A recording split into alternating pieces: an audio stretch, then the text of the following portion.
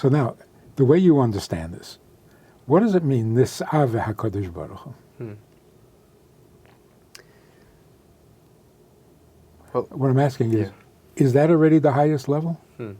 That taiva, is that like the ultimate?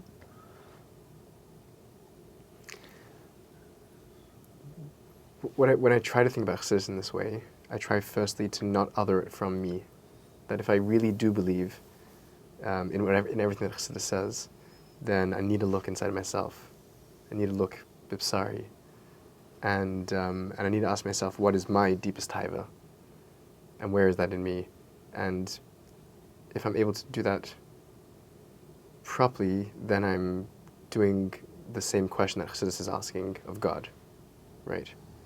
And I think, and this is what we were chatting about yesterday, that there is this deep human and therefore divine need, if we're created in the image of God and if we're not other than God. There's a real need or a real desire to be seen, to be known, to be held, and not by by something that has the choice to reject.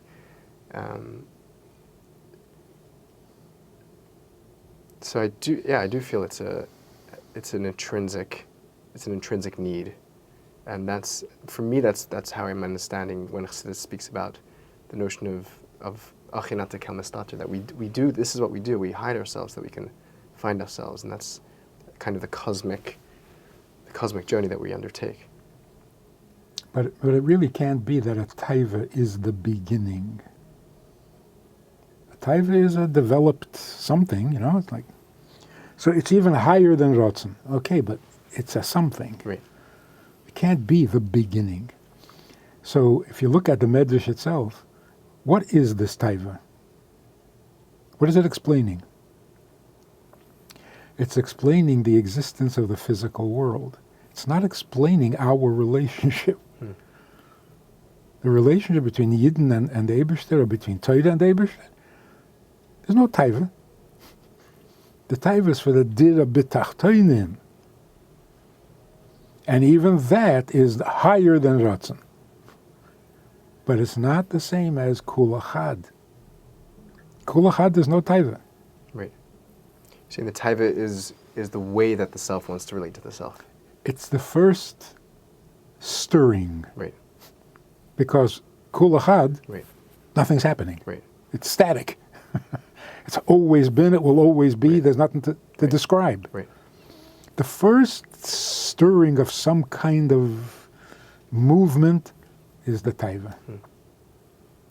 So I asked Rabbi Yoel, how does this work? He said it's not simple. He didn't think I could understand it.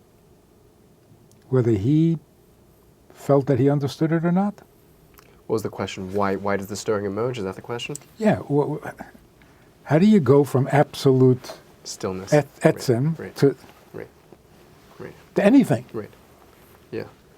So it's an atzmizdike,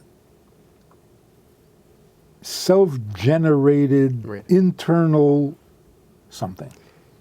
Right. It's interesting that in physics, stable states don't stay stable. Right. They must emerge some sort of ripples. But why? Yeah. There's no. That's a good question. Yeah.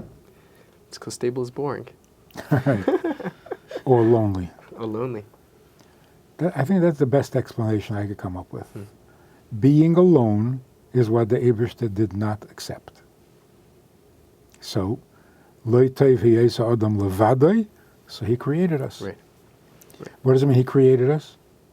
That was not the beginning of our relationship. He took us, which is him, and put us into a body so that we would not be him. There would be an other. And sof, that other will merge and become back to one again. Just like a marriage. Right. It's one neshama, they become other, and then go back to being one again. Yeah. Not by escaping the body. The body is an integral part of that process. If you process it. But it needs a process. Yeah. So, Bayem hahu yihi, what does that mean? Isn't he already? Yeah, he is. We got to catch up.